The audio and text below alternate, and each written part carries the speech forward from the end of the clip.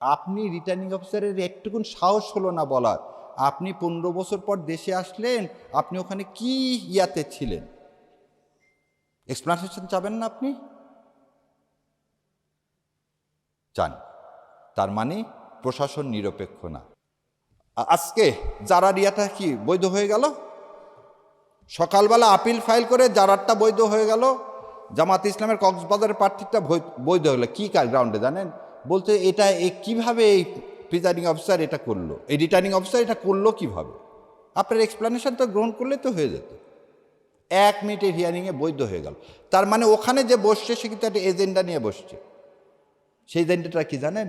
আচ্ছা, কে জিতবে বলে আমি মনে ভাবতেছি? আমি ভাবতেছি জামাত জিতবে, অতএব বিএনপির প্রতি আমি কি করব? বৈষম্য করব। আমি যদি ভাবি না, তারেক রহমান ফিরে আসছে, এখন হইকার, উনিই চলে যাচ্ছেন ক্ষমতায়, আমি ওনার বিরুদ্ধে মানে নিরপেক্ষতার আচরণ করে পরে আমি খাগড়াছড়ি ট্রান্সফার হব। One of the presiding officer আমাকে এই কথা বলছে, ভাই আপনি এই কাজ করলেন কেন? বলে আমার বাচ্চারা সব পরে ঢাকায়, ভাই আপনি কি ভাবছেন বিএনপি ক্ষমতায় আসতেছে, আমাকে তো খাগড়াছড়ি পাঠিয়ে দিন। তার মানে এই 36শে জুলাইয়ের যে মানসিকতা, আমাদের বিপ্লবের যে মানসিকতা, আমাদের রক্তের যে মানসিকতা, ওনার ট্রান্সফারের কাছে এর কোনো মূল্য নাই। আপনি মানসিকতা পরিবর্তন করতে পারেনি, এদেরকে ধাক্কা দিয়ে ফেলে দেওয়া উচিত ছিল সেদিন। এই ব্যর্থতার জন্য আজকে এই প্রতি মুহূর্তে এখনো মানুষের মধ্যে সংশয়, ইলেকশন হবে কি হবে না। আপনি কাউকে 10টা পুলিশ দিবেন, কাউকে 1টা দিবেন না, তা হবে না, তা হবে না। আর যদি এটা করেন তাহলে বোঝা যাচ্ছে আপনার নিয়ত কিন্তু পরিষ্কার না। আসেন, আর একটা জিনিস হচ্ছে, প্রিজাইডিং অফিসারের হাতে আছে নমিনেশন পেপার বাতিল। সারা দেশে মহা উৎসবের মতো পার্টিকুলার কিছু দলে, আর একটা দলের একজনেরও বাতিল করলেন না। কি মেসেজ পাওয়া গেল? একটা দলের একটা নমিনেশনও আপনি বাতিল করেননি, বাকি সমস্ত দলের করছেন। কেন? আপনি রিটার্নিং অফিসারের একটুকুন সাহস হলো না বলার, আপনি 15 বছর পর দেশে আসলেন, আপনি ওখানে কি ইয়াতে ছিলেন? এক্সপ্লানেশন চাবেন না আপনি? চান। তার মানে প্রশাসন নিরপেক্ষ না। তাহলে এটাও আমি মাথায় ঢুকালাম। তাহলে প্রথমটা ঢুকালাম যে লিগ্যাল ইনস্ট্রুমেন্ট দিয়ে আমাকে বার করা হচ্ছে, আমাকে অ্যাডমিনিস্ট্রেশন দিয়ে বার করা হচ্ছে। এবার অ্যাডমিনিস্ট্রেশনের আমি আসার সময় বোধহয় আপনারা দেখছেন আমি একটা লাল ব্যাগ নিয়ে এসেছি। এই লাল ব্যাগের একটা কাহিনী আছে। এই লাল ব্যাগের কাহিনীটা হচ্ছে 2008 সালের ইলেকশন কীভাবে হয়েছে সেটা হচ্ছে এই 2টা কাপ দিয়ে দেখাচ্ছে। ধরে নেন এই কাপটা আপনাদের সবাইকে দেখানো হলো, আপনারা সবাই পুলিং এ, যেটা ফাঁকা ফাঁকা না, এই ফাঁকা, আপনারা সবাই ভোট দিচ্ছে, ভোট দিতে দিচ্ছে, এটা কি হয়ে গেল? পূরণ হয়ে গেল। এটা পূরণ হয়ে গেল তো। এখন এটা পূরণ হয়ে গেছে, ভোট হয়ে গেছে, আমি কি করবে? এটা সরি ভাই, উনি ধরেন প্রিজাইডিং অফিসার, ওনার রুমে জমা দিলাম, দিয়ে ওনার কাছ থেকে আরেকটা ফাঁকা নিয়ে এসে আপনাদেরকে দেখায় এখানে দিলাম। ওইখানে পুলিং অফিসারও নাই, পুলিশও নাই। উনি যদি আর বলতে এখন 5000 ভোট ঢুকায় কি হবে? এটা কেন বললাম দেখেন, 2001 সালে বিএনপি সিট পাইছিল 193টা, ভোট পাইছিল 2,28,00,000। আর আওয়ামী লীগ সিট পাইছিল 62টা, ভোট পাইছিল 2,23,00,000। আবার শোনেন, বিএনপি ভোট পাইল কত? 2,28,00,000, সিট পাইল কত? 193টা। আর আওয়ামী লীগ পাইল 2,23,00,000, সিট পাইল কত? 62টা। 5 লাখ ভোটের ব্যবধানে সিটের ব্যবধান কত? ডবলেরও বেশি। 5 লাখ এখন 300 আসনে ভাগ দেন। 300 আসনে 5 লাখ যদি ভাগ দেন ভাই, 2000 করে ভোট ওখানে উনি ঢুকায় দিলে কেউ জানবে না। জানবে? আপনি তো ওই মুখটা কাপড় দিয়ে পেঁচানো হয় কখন? যখন এটা ডিসি সাহেবের কাছে পাঠানো হয় গণনার পরে। এটা তো আমি গণনার আগে ওনার কাছে দিলাম। কই ইলেকশন কমিশন এটা নিয়ে? এটা তো আমরা বারবার চিৎকার করে বলছি। তার যে রুলস করছে সেই রুলসের মধ্যে তো এটা নাই, যেটা এমন একটা ওপেন জায়গায় রাখতে হবে, পুলিশ পাহারায় রাখতে হবে, যাতে ওখানে কেউ আর টাচ করতে না পারে। শস্যের মধ্যে ভূত দিয়ে আমাকে বলতেছে নিরপেক্ষ নির্বাচন করবে। এবারে আসেন, তাহলে দুইটা গেল, অ্যাডমিনিস্ট্রেশন দেখালাম, একদম পুরাটাই দেখালাম। এবার আসেন পলিটিক্যাল ইঞ্জিনিয়ারিং।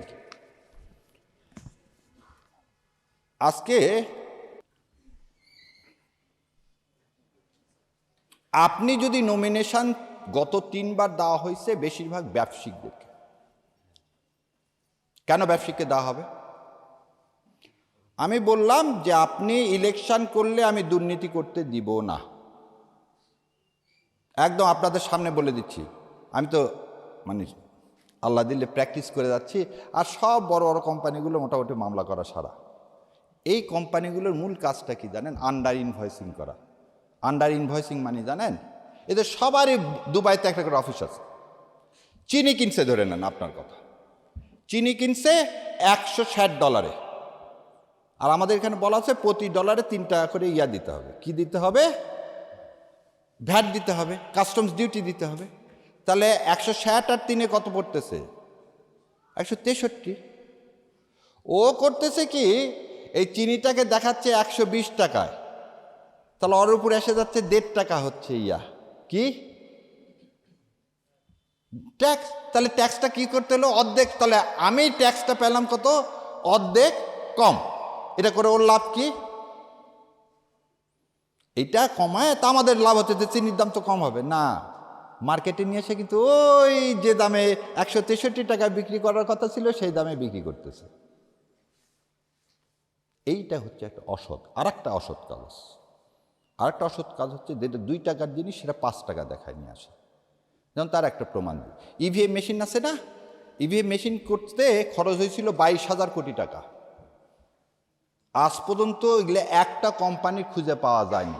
আর এই সমস্ত কোম্পানির টাকা জয় ভাইয়ের কাছে চলে গেছে, একদম এলসি খুলে চলে গেছে। টাইগার আইটি নামে একটা কোম্পানি, সেই কোম্পানির মাধ্যমে এই 22,000 কোটি টাকা চলে গেল। এবং এই কোম্পানির কর্ণধার হচ্ছে জয়। তাহলে এই যে ব্যবসায়িকের কথা বললাম, খুব দুঃখ নিয়ে বললাম, 71 টিভি সবচেয়ে বেশি ড্যামারেজ করছে গত 15 বছর।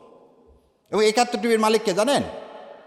মেঘনার মোস্তফা সাহেব পারে না তো তারেক জিয়া সেদিন পায়ে যায়, পা ছুঁয়ে চুমু খাওয়ার মতো অবস্থা। কেন? কেন তুই তো অপরাধী, তাই কি ধরলেন আপনি গত 18 মাসে? সে যখন আপনার ইলেকশনে টাকা ঢালবে, যখন আপনার সাথে দেখা করবে, তখন কি খাস নিয়তে আসবে? খাস নিয়তে আসবে না। তাহলে যে লোক টাকা ঢালবে সে টাকা তো আপনাকে বন্ধ করতে হবে, সেই টাকা বন্ধ করতে হবে। এই টাকাটা বন্ধ করা যাবে কি? এই যে আপনাদের আয়োজন। অতএব ওই আগে একটা অ্যাডভার্টাইজমেন্ট দেখাতো, ভোটের আগে স্প্রাইট খাওয়াইছে, ভোট থেকে ফিরে এসে এমনি নর্মাল পানি খাওয়াইছে। তো ভোটের আগে যদি স্প্রাইট খেতে যাও তাহলে কিন্তু তোমাকে রক্ত চুষে খাবে, ওই যে টিচার হিসাবে অ্যাপয়েন্টমেন্ট দিয়ে যে ঘুষ খাবে, কারণ তুমি এইটাই তো ভোটের আগে ঘুষ খাইলা। তাহলে আমাকে কি জনমত তৈরি করতে হবে? যে লোক টাকা ঢালবে তাকে বর্জন করতে হবে, যে ব্যবসায়িক টাকা ঢালবে তাকে বর্জন করতে হবে, যে দেশকে অন করে না, দেশের শত্রু গণশত্রু, এটার তালিকা করে ব্যবসায়িকদেরকে এবং প্রশাসনে যারা আছে সেই তালিকা ঝুলায় দিতে হবে। তবেই না ইনশাল্লাহ এদেশে ওনারা কোনো খারাপ কাজ করার সুযোগ পাবে না। আসেন রিগিং। শোনেন, ভোট কেন্দ্রে জাল ভোট ফেলানা, ভোটের বাক্স চুরি করা, এটা আমাদেরকে যেভাবে বড় করে দেখায়, আসলে ভোটে তা হয় না। ভোট বাক্স ছিনতাই করে একটা মানুষকে জিতান যায় না। কারণ ধরে নেন ভোট বাক্স উনি এক পার্টি এক জায়গায় করবে, আমি আরেক জায়গায় করব, তাহলে তো ব্যালেন্স হয়ে গেল। রাষ্ট্রীয়ভাবে পরিকল্পিত করে যেটাকে করা হয় সেটাকে বলা ইলেকশন ইঞ্জিনিয়ারিং। পার্সোনাল লোককে না, পার্সোনাল লোককে না। আর একটা কাজ কি করে এই পলিটিক্যাল ইঞ্জিনিয়ারিংয়ে, যে সেটা হচ্ছে পুলিশ। পুলিশ কি কি কাজ করে? পুলিশ প্রথম কাজটাই করে যে তার কাছে লিস্ট থাকে প্রতিটা গ্রামের কে কোন পার্টি করে। তো ওনাদের সাথে ডিল হয়ে গেল, ধরেন আমি জামাত ইসলামের ক্যান্ডিডেট, আমি বলে দিলাম এই এসপি সাহেব আর আপনাদের জন্য এই 5-10 কোটি টাকা থাকলো, আগের দিন 2টা বোম ফাটায় একটা নাটক করবেন জঙ্গিবাদের একটা মাদ্রাসায় করে, ওই এলাকায় যত জামাতের ইসলামের আছে সবগুলোকে কিন্তু ধরে ফেলবেন রাতের বেলা। না হলে আরেকটা কাজ করলাম কি, ঠিক আছে একটা কাজ করেন, আপনারা যে কোনো একটা হিন্দু পাড়ায় আক্রমণ করেন, এইটা সমস্ত মাদ্রাসাদেরকে কি করেন, ছেলেপেলেকে আটকা ফেলেন। এইটাই চলে এসছে 53 বছর। সো এইটা যাতে করতে না পারে সেদিকে আমাদের দৃষ্টি দিতে হবে। আর লাস্টলি যে কথাটা বলতেছি, মিডিয়া আপনারা হচ্ছে জাতির বিবেক। আপনারা যদি এই জিনিসগুলোকে প্রান্তিক মানুষের কাছে পৌঁছে না দেন, তাহলে মানুষের পক্ষে, ভোটের পক্ষে, জুলাইয়ের সনদের পক্ষে মতামত তৈরি করা কঠিন হয়ে যাবে। সেই জন্যে আমি অনেকখানি সময় নিয়ে ফেললাম যে এই রাষ্ট্র কীভাবে রাষ্ট্রযন্ত্র ইউজ করে ভোটের ইলেকশন করে, ইঞ্জিনিয়ারিং করে, সেটা আপনাদের মাধ্যমে তুলে ধরলাম। এখন এখান থেকে বাঁচার উপায় কি? বাঁচার উপায় একটাই, এই যেটা করতে পারে সেটা উন্মোচিত করে দিলেন। তাহলে পরের দিন এই নাটক করলে আর আমরা কেউ বিশ্বাস করব না। এবং ইনশাল্লাহ আগামী যে 12 ফেব্রুয়ারি এই ইলেকশনকে পাহারা দিতে হবে আমাদের, কারণ এটা হচ্ছে হাদির শপথ, এই রক্তের শপথ। এই রক্তকে যদি আমাদেরকে কি করতে হয়, উদ্ভাসিত করতে হয়, তাহলে গণভোটে দিতে হবে এবং এই সব প্রেতাত্মাদের কি অপকর্মের জবাব দিতে হবে। আল্লাহ আমাদের সে করার তৌফিক এনায়েত করুক। আমিন। আসসালামু আলাইকুম রহমতুল্লাহ বরকাতুহু।